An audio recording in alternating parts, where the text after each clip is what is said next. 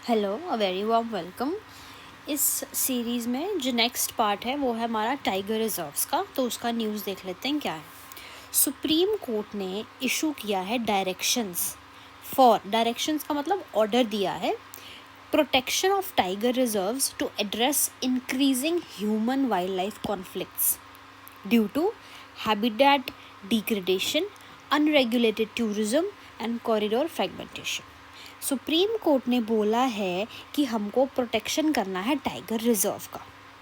क्यों? क्योंकि human wild life यानी कि जो इंसान है और जानवर है उनके बीच में लड़ाइयाँ बहुत हो रही हैं, यानी कि बहुत सारा डेथ कॉज हो रहा है वाइल्ड लाइफ या ह्यूमन दोनों को एक दूसरे की वजह से बहुत सारे हार्मफुल कॉन्सिक्वेंसेस फेस करने पड़ रहे हैं, क्योंकि उनका हैबिटेट जो है वो कम हो रहा है वाइल्ड लाइफ का। अगर आप हर फॉरेस्ट एरिया को, बैरन लैंड को, स्क्रब लैंड को, ग्रास लैंड को अगर आप एग्रीकल्चरल लैंड में कन्वर्ट करेंगे तो उनके घर कम हो रहे हैं ना, तो उनका नुकसान है। तो इसको बोलते हैं हैबिटेट डिग्रेडेशन, कम होना। अनरेगुलेटेड टूरिज़्म जो है वो इतना ओवर हाइप हो गया है पूरे वर्ल्ड में कि हर इंसान, हर स्टेट, हर यूटी अपने एक विलेज को इवन वो एक टूरिज़्म में ट्रांसफ़र करना चाहती है। लेकिन टूरिज़्म तब तक ही अच्छा लगता है जब तक वो रेगुलेटेड हो। तो अनरेगुलेटेड टूरिज़्म यानी कि आपको पता ही नहीं है, आपने रूल्स नहीं बनाए हैं, वो रूल्स इम्प्लीमेंट नहीं हो रहे हैं, तो वो टूरिज़्म ज़ीरो है। प्लस कॉरिडोर फ्रेगमेंटेशन क्या होता है? जब एक जो एलिफेंट फॉर एग्जांपल रिज़र्व है ये, और यहाँ पे एलिफेंट रिज़र्व एक है, तो इनको मिलाने के लिए कॉरिडोर बनाते हैं। एक कॉरिडोर का मतलब होता है एक ऐसा ब्रिज सा बना देना जो दोनों को कनेक्ट करे और एलिफेंट इधर से यहाँ तक जा सके। लेकिन ये कॉरिडोर्स फ्रेगमेंटेड है, यानी कि कोई सड़क यहाँ से निकल रही है, कोई ब्रिज इसके ऊपर से है, तो ह्यूमन वाइल्ड लाइफ का इंटरेक्शन बहुत है, उसकी वजह से कॉन्फ्लिक्ट बहुत होती है। तो इशू क्या हुआ है, डायरेक्शंस क्या इशू की गई हैं? सबसे पहले कोई टाइगर सफारी नहीं होगी। टाइगर सफारी हम सबको पता है ना, वो नहीं होगी यहाँ पर कोई भी टाइगर कॉरिडोर में। जहाँ पर टाइगर का ब्रिज बनाया गया है ताकि वो एक हैबिटेट से दूसरे में जा सके, वहाँ पर कोई गाड़ी लेकर अपना फोटोग्राफी पे नहीं निकलेगा। Permitted only on non forest या डिग्रेडेड फॉरेस्ट लैंड, उन्हीं बफर जोन में ये अलाउड होगा टाइगर सफारी जो कि फॉरेस्ट नहीं है। नाइट टूरिज़्म बैन कर दिया गया है, यानी कि बहुत लोग होते हैं जो रात को निकलते हैं कि हम एक्सप्लोर करेंगे, तो वो मना है। और क्या क्या एक्टिविटीज़ प्रोहिबिट कर दी हैं, जैसे माइनिंग नहीं कर सकते, पल्यूटिंग इंडस्ट्रीज़ आप कोई भी फॉरेस्ट के पास, कोई भी national park, Ramsar wetland, conserve, community reserve के आसपास नहीं खोल सकते, हाइड्रो प्रोजेक्ट्स नहीं खुलेंगे, एग्जॉटिक स्पीशीज़ इंट्रोडक्शन नहीं होगी। एग्जॉटिक स्पीशी यानी कोई भी एंडेमिक के अलावा अगर आप कोई इंट्रोड्यूस कराएंगे स्पीशी और वो एंडेमिक स्पीशी पर हार्मफुल है तो वो नहीं होगा। क्यों? ताकि हम टाइगर को प्रोटेक्ट कर सकें। कोई फायरवुड एक्सट्रैक्शन नहीं होगा। लो फ्लाइंग एयरक्राफ्ट, कोई ज़मीन की सतह के पास फ्लाई करने वाले एयरक्राफ्ट्स यहाँ अलाउड नहीं हैं। ठीक है, ये सबसे इम्पॉर्टेंट है कि all reserves must notify eco sensitive zones as per 2018 ministry of environment guidelines under the EPA act. ये बहुत ज़रूरी क्या है, एक ना EPA एक्ट होता है, हम सबको पता है, 1986 इन्वायरमेंटल प्रोटेक्शन एक्ट। इसमें इन्वायरमेंट, फ्लोरा, फौना, बायोडाइवर्सिटी को कंजर्व करने के लिए बहुत सारे मेजर्स दिए गए हैं। उसी में से एक मेजर है इको सेंसिटिव जोन। क्या होता है? एक होता है कोर एरिया यानी जहाँ पर कोई भी एक्टिविटी रिस्ट्रिक्टेड है, वो सिर्फ एनिमल्स के लिए है, इट इज़ वेरी स्ट्रिक्ट। फिर आता है बफर, यानी कि अगर यहाँ पर ह्यूमन है और यहाँ पे एनिमल है तो उनके बीच में एक बफर जोन बनाया है, उसको बोलते हैं बफर जोन। कौन बनाता है? NTCA। ठीक है, नेशनल टाइगर। आगे होता है कंजर्वेशन।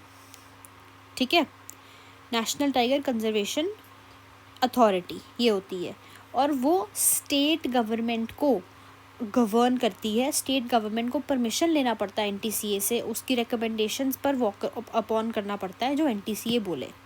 बफर जोन बनाते हैं। फिर आ जाता है इको सेंसिटिव जोन यानी कि वहाँ पर आपको एक तरह का वार्निंग है गवर्नमेंट के द्वारा कि यहाँ पर ह्यूमन और वाइल्ड लाइफ कॉन्फ्लिक्ट बहुत हो सकती हैं, तो प्लीज़ अवॉइड। ठीक है, इको सेंसिटिव जोन वो एरियाज होते हैं जो national parks, wild life centuries के आसपास होते हैं, और वो इसीलिए बनाए जाते हैं टू वार्न ह्यूमंस कि वहाँ पर प्लीज़ आप ह्यूमन एक्टिविटीज़ कोई ना करें, क्योंकि वहाँ पर वाइल्ड लाइफ हैबिटेट्स हैं और वहाँ पर वाइल्ड लाइफ का इंट्रोडक्शन हो सकता है। तो अब ट्रैप क्या है कि बफर जोन बने हैं WPA के अंडर और इको सेंसिटिव जोन बने हैं EPA के अंडर। तो इसको लर्न करने का तरीका क्या है, eco is from E, EPA is from E, तो EEA सेम हो गया। फिर बफर जोन जो बनाए गए हैं वो WPA के अंदर है, ये आपको सेपरेटली लर्न हो ही जाएगा, ठीक है। नेक्स्ट आ जाता है जो NTCA है, नेशनल टाइगर कंजर्वेशन अथॉरिटी, वो एक स्टैट्यूटरी बॉडी है अंडर WPA। ये भी आपको याद रखना है। क्यों, कैसे लर्न कैसे करें, टाइगर है ना, और टाइगर वाइल्ड लाइफ में आता है तो वो WPA के अंदर आएगा, इन्वायरमेंट में नहीं आएगा, ओके। स्टेट मस्ट प्रिपेयर या revise tiger conservation plans with stipulated timelines, मतलब रेगुलर टाइमलाइंस, चेक्ड टाइमलाइंस के साथ आपको कंजर्वेशन प्लान्स भी बनाने हैं। कोर और बफर एरियाज़ को नोटिफाई करना है विद इन 6 मंथ्स। आपको बताना है लोगों को कि ये कोर एरिया है और ये बफर एरिया है। कोर में आप नहीं आ सकते, बफर में आप आ सकते हैं। Natural disaster status for human wild life conflict, ये भी बहुत ज़रूरी है। ये क्या बोल रहे हैं,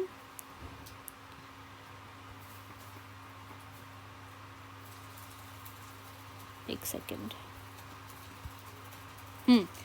तो इसमें लिखा है कि नेशनल डिज़ास्टर को ह्यूमन वाइल्ड लाइफ कॉन्फ्लिक्ट होता है ना, वो बहुत लाइटली लिया जाता है बहुत सारी गवर्नमेंट्स के द्वारा, लेकिन हमने बोला है न्यूज़ में ये है कि ह्यूमन वाइल्ड लाइफ कॉन्फ्लिक्ट को भी एक नेचुरल डिज़ास्टर का स्टेटस मिलना चाहिए। और क्योंकि वो एक नेचुरल डिज़ास्टर सून बन जाएगा, तो उसमें अगर किसी इंसान की डेथ होती है तो उसको 10 लाख कंपनसेशन मिलेगा। एक्सग्रेशिया का मतलब कंपनसेशन। फिर HWC मिटिगेशन गाइडलाइंस भी बनाई गई हैं NTCA के द्वारा, ठीक है। और वो किसको इम्प्लीमेंट करनी है, इम्प्लीमेंट करनी है हर स्टेट को जो इसके अंडर आता है। टाइगर रिजर्व्स क्या होते हैं, वो areas designated only for the protection of tigers, और ये लीगली प्रोटेक्टेड होता है अंडर प्रोजेक्ट टाइगर, ठीक है। इसमें कोर होता है, बफर होता है। कोर और बफर कब बनाया था, WPA के अंडर। NTCA ने बनाया था, NTCA खुद WPA के अंडर बनी है, क्योंकि टाइगर एक वाइल्ड लाइफ है। टोटल रिजर्व्स कितने हैं, 58।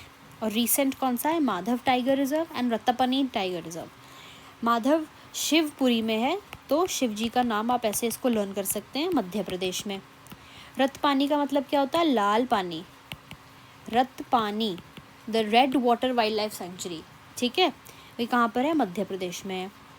फिर notified by state governments as per provision of WPA 1972 on the advice of NTCA। Obviously ये स्टेट गवर्नमेंट जो है, इसको स्टेट गवर्नमेंट को नोटिफाई होगा बाय NTCA, जिसको नोटिफाई करेगी MOE-FCC, क्योंकि वो भी फॉरेस्ट वाली है ना। फिर no alteration boundaries can be made except on a recommendation of NTCA on the approval of national board life. अभी क्या बोल रहे हैं कि फॉर एग्जांपल अगर मुझको बाउंड्री में कुछ चेंज लाना है, ये हमारा टाइगर रिजर्व का एरिया है, नेशनल पार्क का एरिया है, तो मुझको बोलना है कि इसको कम कर दो या ज़्यादा कर दो, तो सबसे पहले रेकमेंड करेगा आपका NTCA बोलेगा कि सर इस रिज़र्व को बढ़ाना है या घटाना है। फिर जब ये रिकमेंडेशन दे देगा तो ये जाएगी आपके national board of wild life पे, वो अप्रूव करेंगे, और फिर स्टेट गवर्नमेंट NTCA के अंडर ही अपना अमेंडमेंट लेकर आएगी, ठीक है। जो मिनिस्ट्री होती है, यानी कि जो MOE-FCC है, वो पॉलिसी बनाएगी। NTCA को वो बोलेगी कि आप इसको गवर्न करो, इसको सुपरवाइज़ करो। फिर NTCA further ground level implementation के लिए स्टेट फॉरेस्ट डिपार्टमेंट के पास जाएगा, और स्टेट फॉरेस्ट डिपार्टमेंट जो है वो फिर वाइल्ड लाइफ इंस्टीट्यूट को बोलेगा कि यहाँ पर रिसर्च कंडक्ट करो और एडवाइस दो, और लोकल लोग टूरिज़्म करेंगे। ये एक सिंपल सी फ़ोटो है। कोर मतलब जहाँ पर कोई होटल, कोई विलेज नहीं है, क्रिटिकल टाइगर हैबिटेट है, सिर्फ टाइगर रहते हैं। बफर यानी कि लोग भी आ सकते हैं, होटल्स भी खुल सकते हैं। आउटर वर्ल्ड में तो कुछ भी हो सकता है। डन।